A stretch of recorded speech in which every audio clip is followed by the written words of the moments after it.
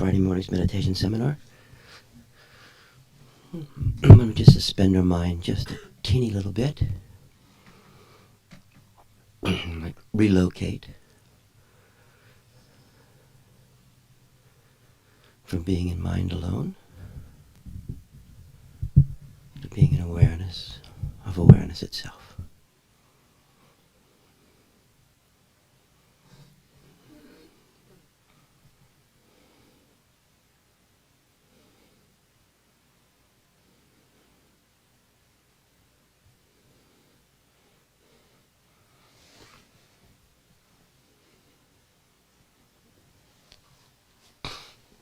Sort of a catch-22. The most difficult part is that very beginning. Then once we're establishing ourselves in this awareness of our own awareness, we can extend this experience throughout our entire body, all the way down into the earth, then all the way up through the heart, palate of the mouth, behind the eyes, top of the head, into the sky, and then into our limbs, embodying this awareness, this spaciousness, this knowingness, this energy, this light, this space, this resonance, all there.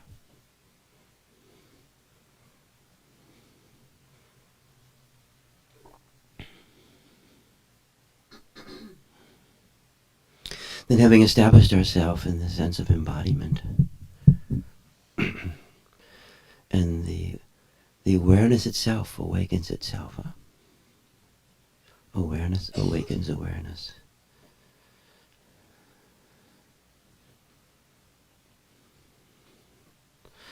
And then we can take another movement where we extend to the immediacy of our situation, which is us, and we begin that practice, that power of extending the field of our own awareness into the world, into the immediacy of our situations. And as we do this, as we extend, then this awareness is no longer within our body alone.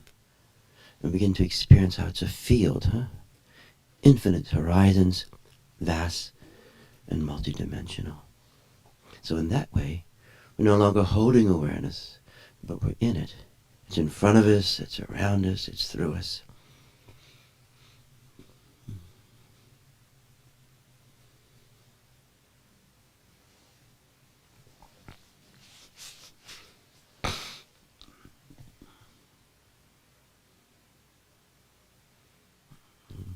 Having established ourselves in this situation, within this awareness continuum,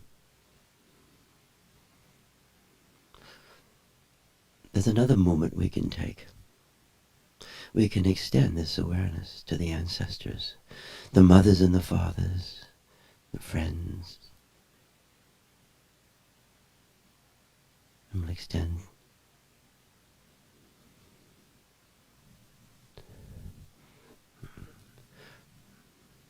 in mind alone. The realm of death is an abyss. When we enter awareness, then it's infinite horizons, vast and multidimensional. There's a thin veil. With that will extend again. In this way, the light meets the light.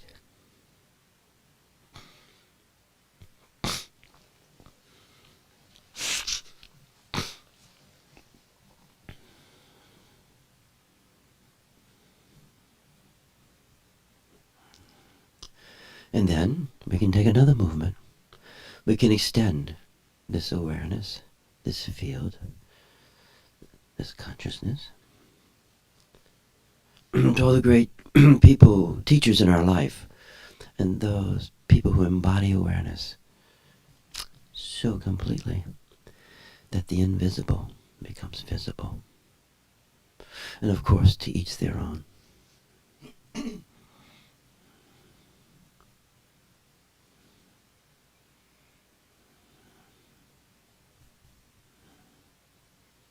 We can extend to all the different teachers from the different traditions. And this morning we can also send to young Tang Rinpoche, who died about a month ago. The great Lama, who understood and taught that compassion is actually this great resonance we have within this field, and the capacity to extend this resonance into the present moment of a person, into the past of that person, and into their future. A power to be held and used. We'll extend to him.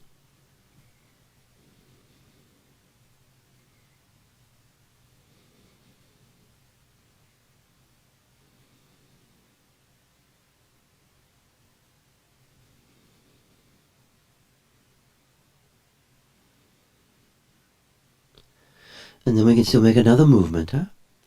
And we can extend to all the different traditions that we participate in. Nowadays, with geography being so tiny, information so available, we can have many different initiations, huh? And then all these traditions mix in our bodies. The tribal boundaries thin, and we become universal people.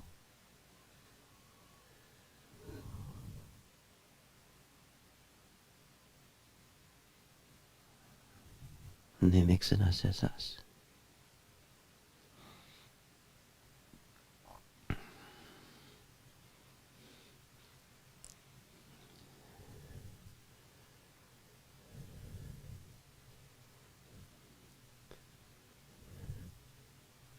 And then we can take another movement. We can extend into that dimension of our own awareness, which is so mysterious, ineffable. The archetypal, huh? Dochen Sambhogakaya. That dimension of the deities and energies. Excuse me. The gods and the goddesses. The elementals. That become everything and anything.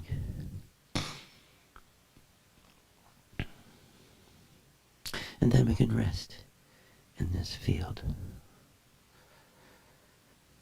as us.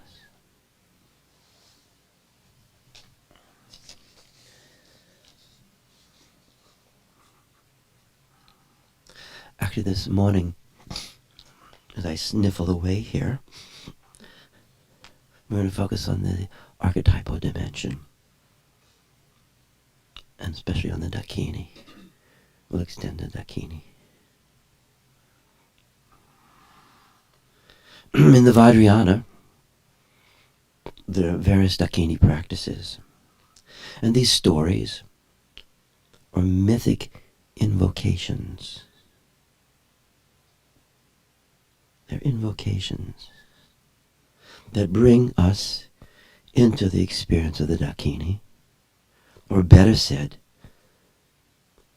the archetypical dimensions of awareness field, and into the experience of the essential nature of our awareness, huh? This multi-dimensional awareness.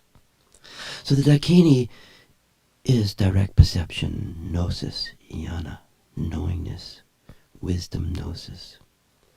And these texts, which are not literal, but evocative in their symbolic power, and bringing forth within you and me, informing us within us what they signify, what they symbolize.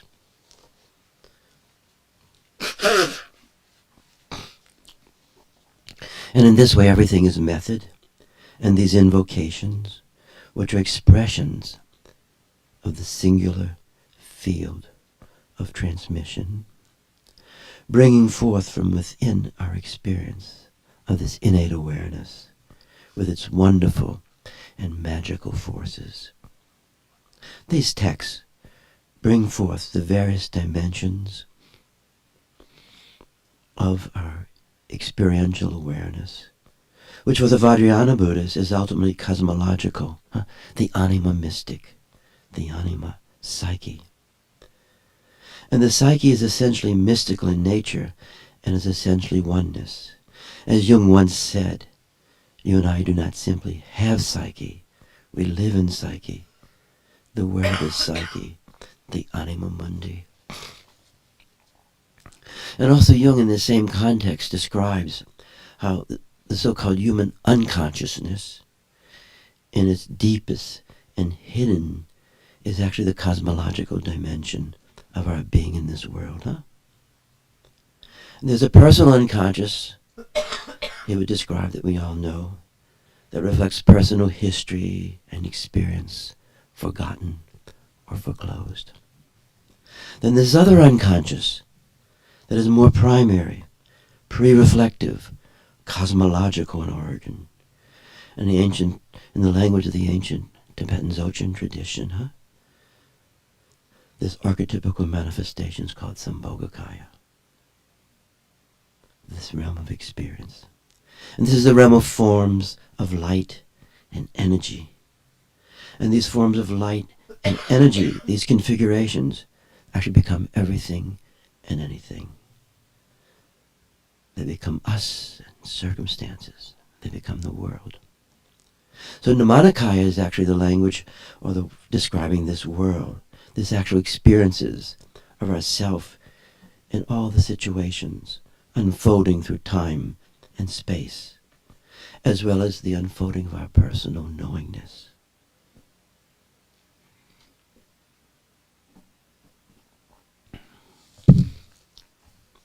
So for our purpose here this morning, the true unconscious is primordial awareness itself as a primordial consciousness. And it's for so many people experientially not known, not felt, not lived in. The unconscious as primordial awareness is real and is multidimensional. And this reality is manifested both in the symbolic dimension, Sambhogakaya, which is luminous, vortexual elements, and is manifested in the Nirmanakaya dimension, this world. So we're invoking, all these goes back to shamanistic roots, Buddhism and Shaivism go back to shamanic roots, which is actually the power of invocation, these more primordial dimensions of our experience, that they penetrate and reconfigurate our ordinary experience. That's why it has the feeling of magic. So we're not begging for help outside. It's not that form of prayer. It's the power of invocating, bringing these dimensions, which are implicitly in us, bringing them forth into explicitness and helping reorganize our experience of ourself in the world.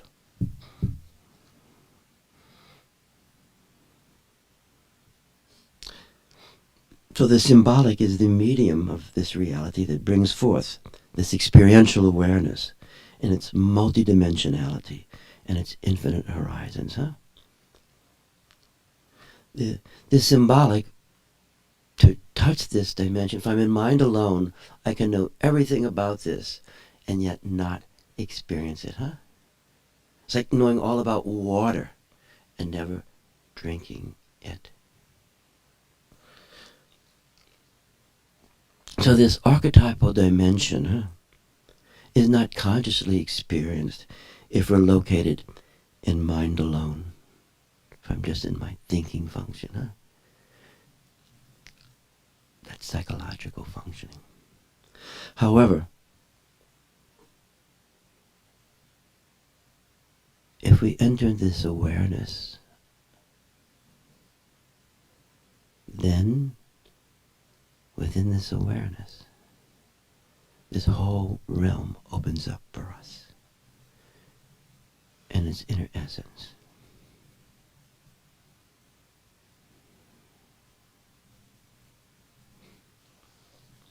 With that understanding, or almost understanding,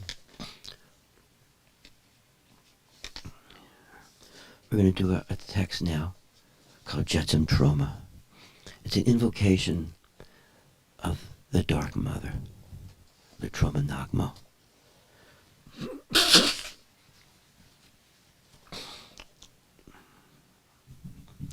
It begins this way, and we'll all lean into each other. We'll extend, because we're in transitional space. We'll extend. And if you extend to me, I will do a better job.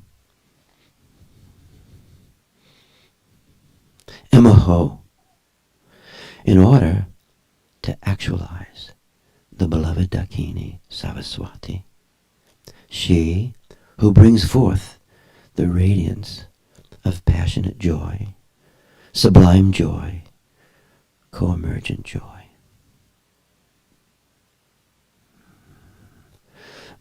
So immediately you begin to get a hint that the archetypes are not simply solipsistic experiences, huh? They're profoundly relational. And as we invoke them within our own bodies, the experience is beyond us also. I invoke the bodhicitta, which means the great compassion, to become what I am. Then this great mantra, Omahung bodhicitta masuka yanadatu a. Om opens up the experience of ordinary life, to begin to experience the luminosity, the radiance that is manifesting it.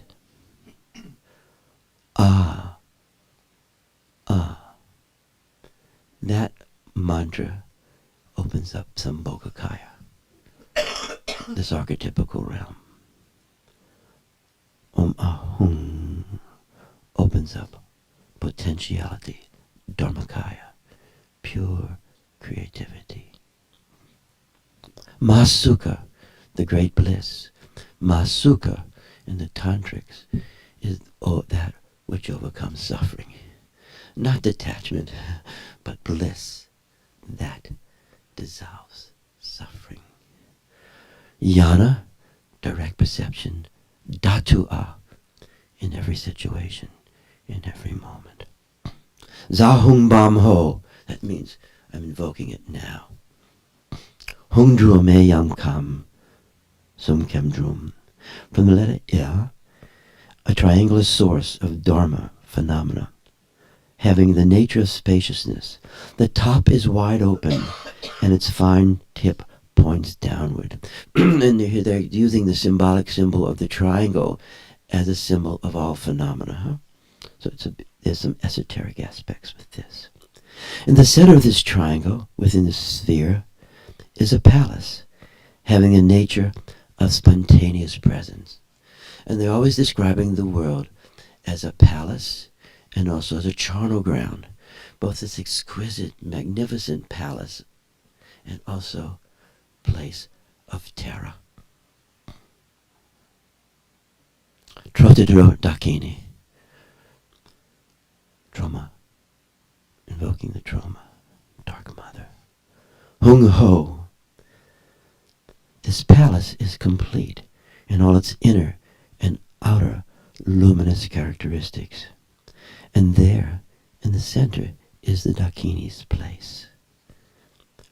There is the form of the only mother, the trauma, the Dark Mother, the feminine embodiment of intense compassion. She's the darkest blue, fierce and magnificent luminousness. Perhaps you'll feel her. Our crown center chakra is also adorned with the head of a grunting pig, squealing and groaning. And the pig is not unlike the dwarf on the Lord Shiva over there, which is the symbol of ignorance. So close, so completely close to the phenomena, and yet not knowing it whatsoever. That is agony.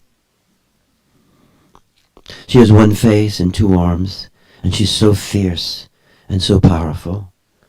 Luminous energy, luminous, shining darkness, radiance, luminous darkness. She's a warrior, and she manifests this uncanny laughter, both aloud and both within you. Perhaps you hear that laughter at times. Her two hands hold a knife for cutting through delusion, for opening up phenomena. What is the situation? She opens up that the essence can be experienced. And the skull cup filled with blood. And this symbolizes this blood, the life force, the chi, the shakti, vitality, filled with the vital essence, the life essence. So that's why these Dakini practices are practiced often, like if you're sick, because you're invoking the vital essence. A trident rests in the crook of her arm, Shiva's ornament. So here this text is making relevance that the Dakini is very much related to Shiva, or the Shakti, and that these two different traditions are not so different whatsoever in their very heart essence. She's in a dancing posture, and one leg is extended and the other bent. Again, not unlike Lord Shiva's posture. And she stands within this mass of raging fire. And here again, not unlike Sakyamuni Buddha's talk on the world is fire, but that is the experience, that this world is ablaze. Just like right now it is. It's on fire. You can't get away from it. So their experience of the world is not a little smooth lake. From the letters Hung Hung Maha Renisa appears the invocation of the retinue of the Dakinis. So the Dakini mantra is essentially in its heart Maha Renisa. Ma is often placed on the top of the head, is space, which holds everything and anything. Ma, space. Ha, forehead. Ha, white water element, liquidity of being. Re, throat, yellow, the earth element. Solidity. Mahari. Ni, fire, heart essence, the fire element. Blaze. Red. Mahari. Sa, navel, dantian. Green, air element, healing. So from the letters Hung Hung Maharinisa appears the invocation of the retinues, or invoking the Dakinis.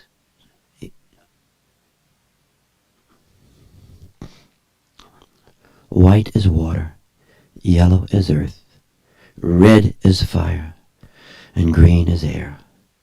They are most subtle and most intense. And these are the elements self-arising, manifesting the worlds within worlds. So out of the Tromanagmo, pure potentiality, the great mother, arises the elements, beginning to manifest everything and anything. Hung Ho, Vajraratna Padma Karma Buddha Vajra Vahari Hung. So here it's invoking primordial awareness in its feminine manifestation. Vajra Vahari. Hung Ho.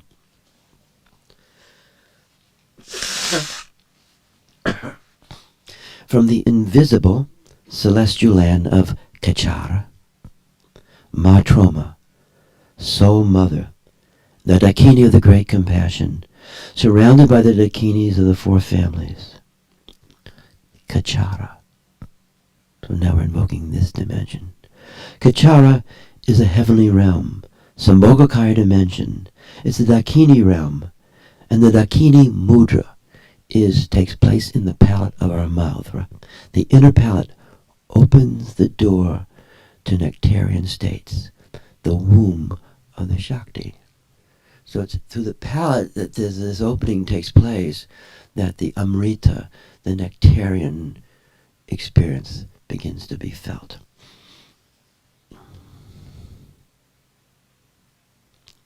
I invoke you, please come to this place. It's the place within us and the place around us. Remembering and remaining in the sun and the moon and the lotus. And here again, the sun expresses awareness, the blaze of awareness, the light of awareness. And the moon is the mind. And the moon thrives on the light of the sun. And the lotus is the purity of awareness. In whatever manifestation, whatever context, it is always essentially clear, pure, being itself. Whatever the form.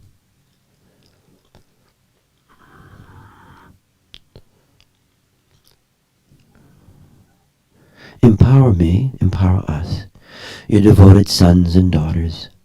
So I embrace you with love and the devotion of oneness. So that embrace is essential. Divine Dakini, in and through your creative compassion and purest love, transform my body, my speech, my mind into kadig. That's the great purity of awareness. By embracing you, I become you. Ahama, I'm becoming what I am.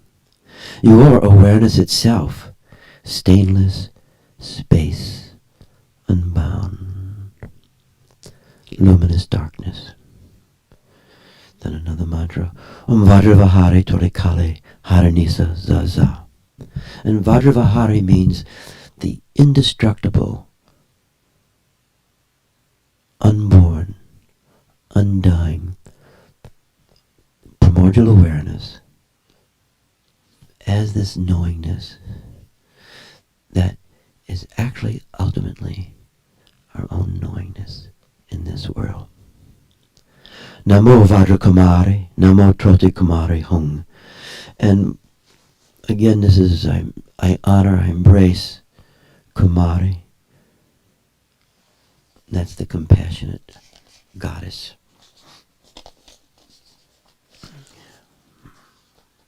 From the letters, Oma Hung, within my heart center, within our heart center, light begins to radiate and touches the outer and inner circumstances.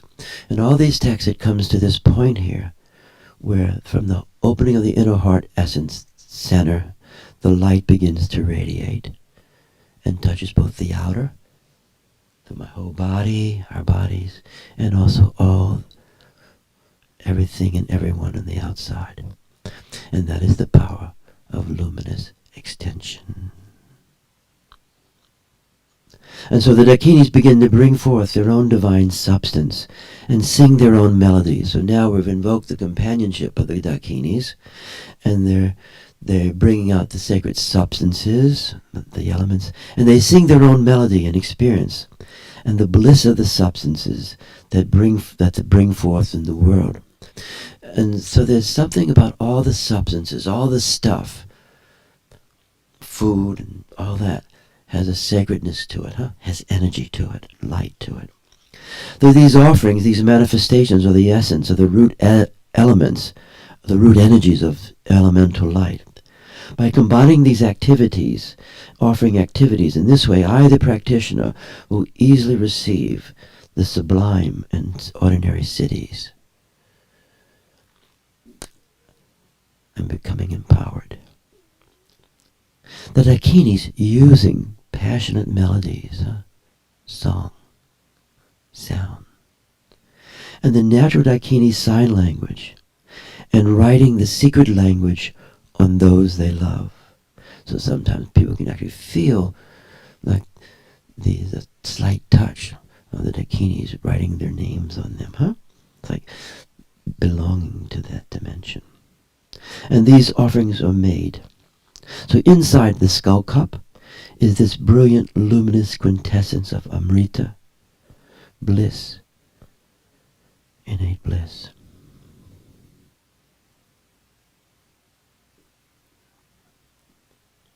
And this blood in the skull cup contains ripples and vortexes of energy.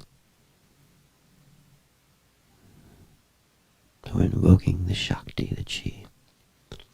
The precious sublime container holds the bodhicitta liquor, drops, the heart drops of the Dharmakaya, the liquid-like bodhicitta.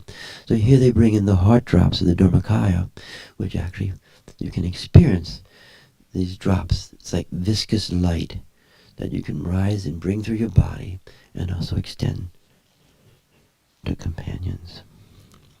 The Amrita potions have many flavors: sour, bitter, sweet. And these unsurpassable essential substances are offered to the Great Mother, the Troma, the goddess of fierce and intense compassion. So again, here is like an offering of this energy, to the Troma, but as the Troma, bringing forth this capacity of the light. They're offered to bring forth the white goddess, the bodily emanations of great bliss. So in this way, the white goddess becomes our own self, where the emanations begin to arise in us and around us and through us for ourselves and for each other.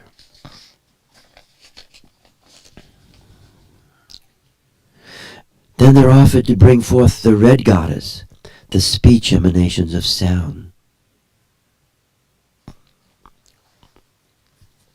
Then they're offered to bring forth the awareness field, the emanations of Samgawa Yeshe. Samgawa Yeshe. So they're being offered to bring forth the secret, timeless awareness. So bring that up now. Secret, timeless awareness. So you and I begin to experience in time, timeless awareness. And we begin to experience the power of invoking from timeless awareness into time.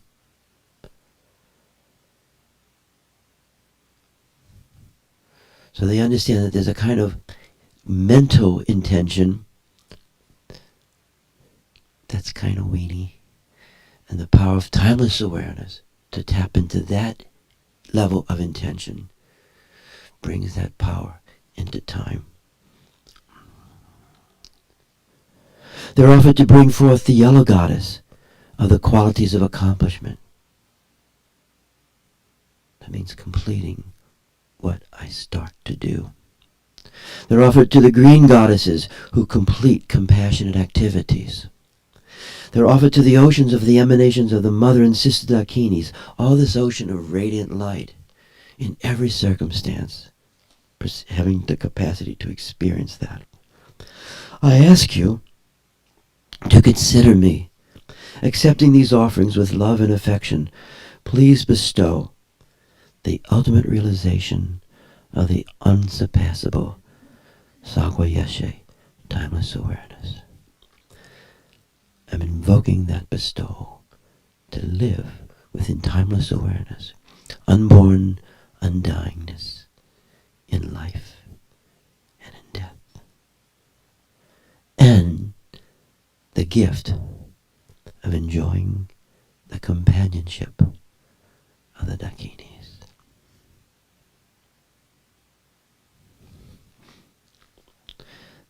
Now the Dakinis like that, so they start shouting, "Ka, ka, kahi, kahi."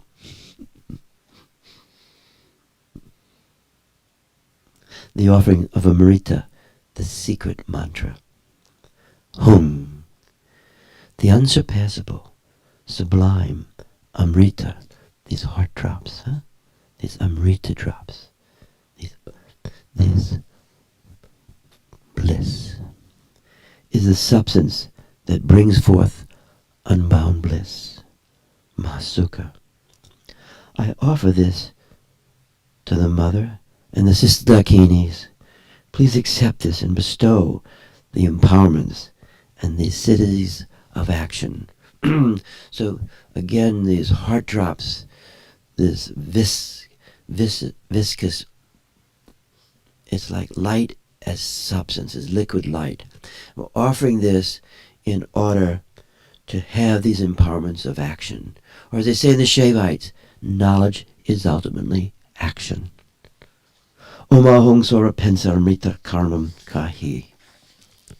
If you would like to perform hand offerings of Amrita, make offerings by saying the names of the various Dakinis. And so sometimes you'll see this in other traditions, people wave their hands up to the light. It's like an offering. And this offering is not something really out there. It's an offering. And in the offering itself is the power of invocation. That's why invocation will have that uplifting movement, okay? So, Omahung. This is offered, and you can do your hand if you'd like to. This offering is offered to the wisdom Dakini of the Dharmakaya. Omahung. So that pure potentiality. And to the wisdom Dakini of Sambhogakaya. All the forms of light and energy. Omahung. To the wisdom Dakini of Namanakaya. Omahung. To the soul mother, the Troma, the goddess of compassion. Omahung. And here compassion again is the power of deep resonance with everything and everyone, and the capacity of transmission through resonance. It's not simply a sympathetic affect. To the four classes of the secret Dakinis, so we're going to another realm of Dakinis, Omahung. To the Vijayadhara, Pamasambhava, it means to the root guru, and in this tradition it'd be Pamasambhava, Omahung. To the Dakini Yeshitogo, the sublime companion, and mother. She's like pure affection, Omahung.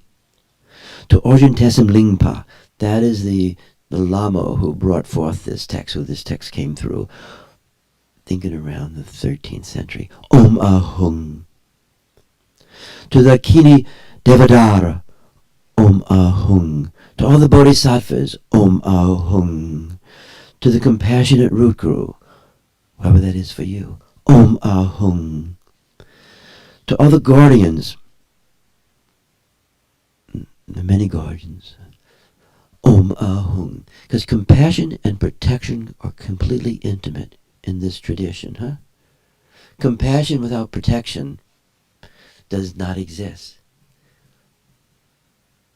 So the importance of the power of protecting, Inocencia. And to the ocean of beings who are worthy of offerings, to all the people, everything, all the different beings, Omahung. And we can sense the Amrita descending and arising from the inner heart essence. And as you hear this is totally ordinary, totally possible, just as you are.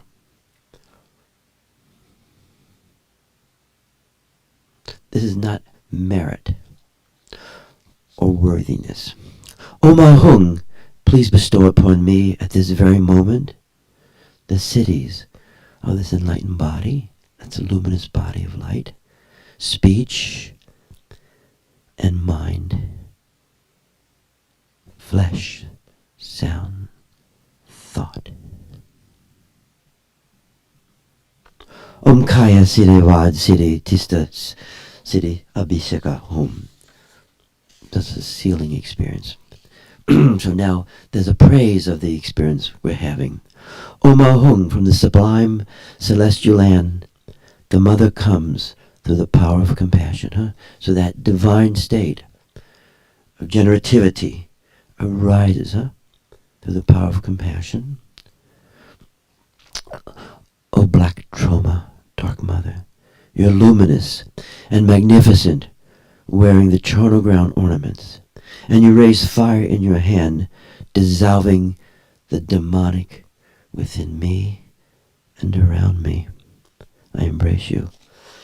Hung Ho, O white Dakini, that's Saraswati, whose light rays pacify, So there's the power of pacification. Yellow Dakini, whose laughter enriches, like cosmic humor. Huh? Red Dakini, whose passion and radiance magnetizes, the power of magnetization, huh? Bringing forth the archetypes and also bringing forth experience. Green Dakini, who releases the demonic. The Dakinis who blaze wondrously and whose dances change dramatically, so lovingly, and whose laughter enriches. It's a fun group. Vajrapahari Saho. Vajrapahari Trotikali Harinisa. Avyasha Sara Hung Pet. Hunkar. Hunkar. You're the dark blue Kali. Again, you can see the relationship of Hinduism or Shaivism. You're the dark blue Kali, unchanging and magnificent. Ka! You're the goddess Kamoshe, another emanation. Ga! How could it be so many distinct emanations? Cha! You're surrounded by a host of karma dakinis, whooping and clamoring. Energy. Cha! The fierce goddess emanates in so many infinite forms.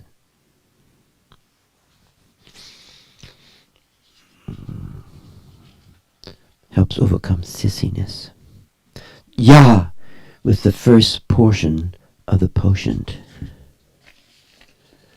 Nya, the whole area is filled with the light of the moon. That soft maternal moon. And you emanate like the powerful, moving planet Venus, huh? So Venus and the moon are like the two archetypes of this. Okay? In this way, please establish all mother sentient beings on the path of enlightenment. And you destroy crude behavior like black magic and curses. Please bestow the sublime empowerment of the final stage.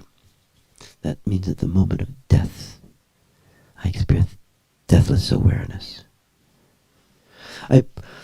Please release us into the open spaciousness of the all-good Mother Samattabhadri, huh? So that metaphor, the archetype of all that vast space is Samattabhadri, huh?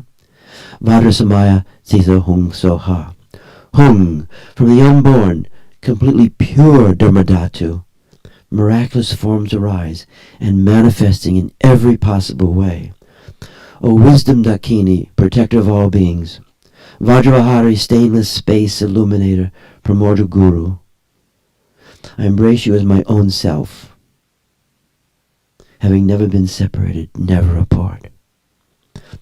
So at this point we dissolve any sense of otherness, which is really, really necessary. You cut through otherness at this moment. I embrace you as my own self, never having been apart. Chema, because I'm not recognizing that thought-free, self-arising consciousness is the Dharmakaya. O Mother, due to thoughts, I become fixated on myself. I'm freed by embracing this Mother, this Dharmakaya, as my own self. The word self runs throughout this entire text. This is not the anti-sex and self of the early Buddhist writings. It embraces self. It embraces sensuality. It embraces life. It is not dissociative. Liberation is not through dissociation. Because of not recognizing that all thoughts, all desires are self-liberated as they arise. Not recognizing that all desires are self-originating and self-arising as primordial awareness itself. And all thoughts, all desires are self-liberated as they arise, as I'm experiencing them in awareness. Then that drama takes place. My experience is often so murky and bewildered, confused. I embrace the Mother Sambhogakaya as my own awareness. And because of not recognizing the change of thoughts and the movements of my mind are self-liberated in all their variety, I keep getting lost in fighting thoughts. I get lost in the battle with thoughts, fixated, locked in, unfree. I embrace the mother as Namanikaya because of not recognizing the effortless, spontaneous, perfect consciousness, complete consciousness is beyond all exertion, all striving, and all earning. And this takes us right beyond the superego at that moment, huh? You earn it. I suffer unceasingly trying to attain what is already given. I suffer unceasingly. Here the Dakini start laughing, right? Trying to attain what is already given because I lack the experience of what is.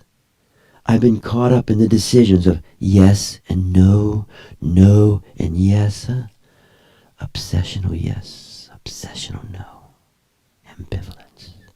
Because of not recognizing samsara and nirvana are completely in oneness, I create a split between myself and others and the very being of my own beingness. I embrace the mother, the wisdom Dakini, because of not recognizing that freedom from grasping at reference points and attributes is beyond the path. I seemingly progress in a fabricated way, which is no way at all. I'm counting my mantras. Because of not recognizing that whatever happens is beyond arising and ceasing in the unborn, undying place. I've been striving in practice, accepting and rejecting. I did not realize, did not know, experience that this mother, this space, is groundless and rootless. I embrace the mother who is beyond hope and beyond despair. I not recognizing that birth and death are beyond all fear, and realizing alone what brings true confidence is nature itself. Nature itself benefits beings. All apparent existence is the realm of the Dakinis. Movements of mind, memory, and awareness are the state of primordial purity. All movements. And the form of the trauma is the powerful play of compassion, the play of consciousness. This mother is great bliss, free from striving, free from hope, free from despair. All sentient beings have the Dharmakaya nature just as they are. How can we awaken without the practice of meditation? It's a good question, right? By the power of the truth, may we realize this ultimate meaning. May everyone attain the state of the mother, who is the natural state of the great perfection. Pet, pet, ah, the unborn, ah.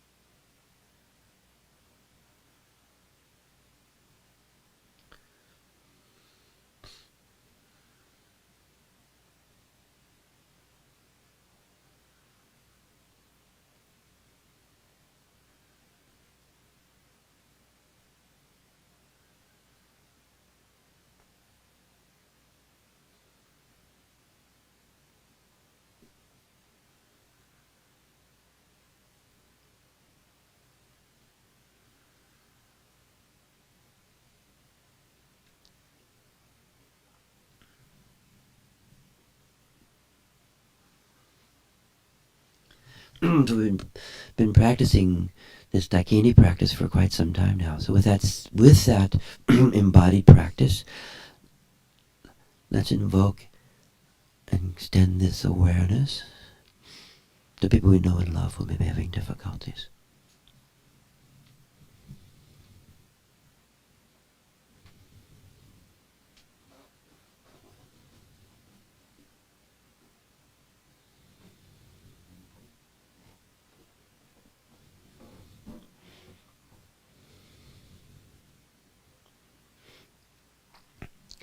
Let's invoke this energy, this light, and extend it into our own minds.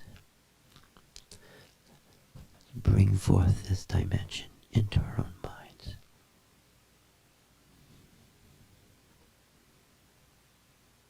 It opens the mind, frees it from fixatedness.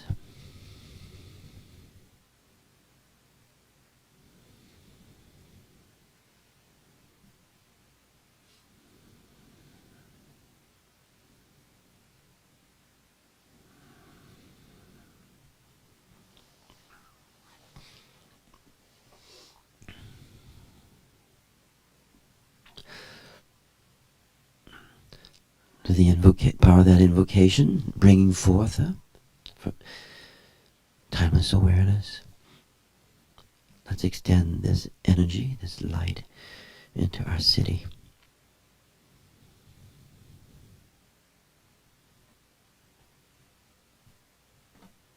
And all the different cities in this world.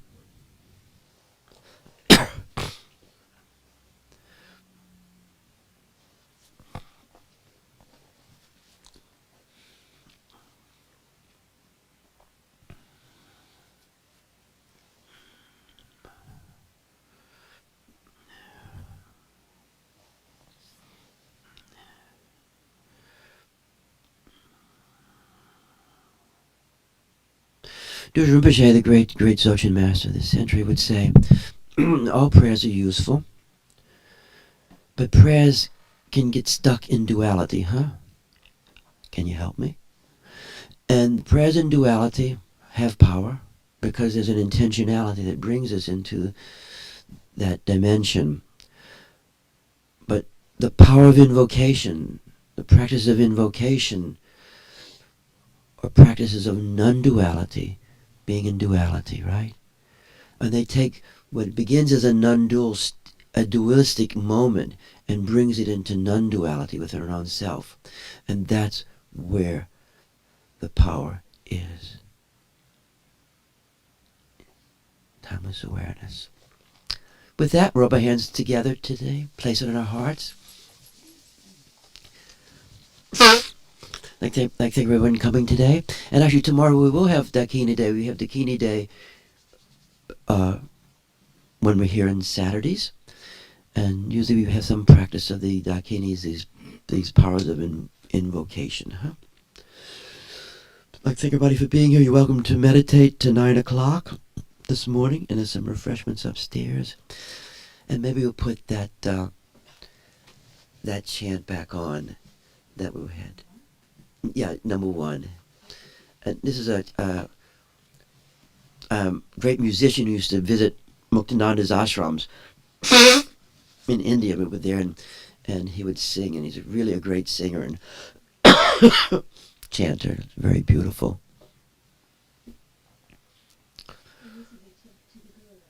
Oh, that's okay. That one, yeah. Let's take. Yeah, we can put that one on. Yeah, great. We'll put that one on again. You see the other one up there? Jalota. Yes, put Jalota on. That's great. Thanks.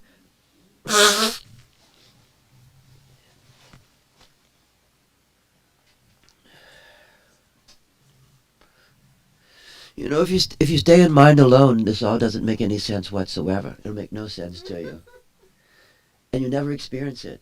You get little ideas floating around. It's really curious and cute, strange. But that's why suspending your awareness opens up the space. Jung would say the same thing. Unless you leave your mind to enter awareness. It's that space where this stuff manifests. Believing it doesn't do much for us.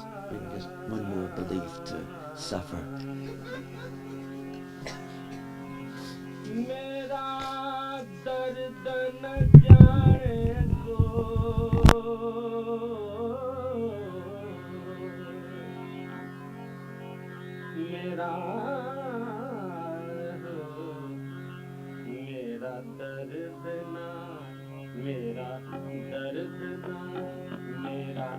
दर्द न जाने ओ शाम दीवानी मैं शाम दीवानी मैं शाम दीवानी मैं शाम दीवानी मेरा दर्द ना मेरा दर्द ना मेरा दर्द न जाने ओ शाम दीवानी मैं शाम दीवानी मैं शाम दीवानी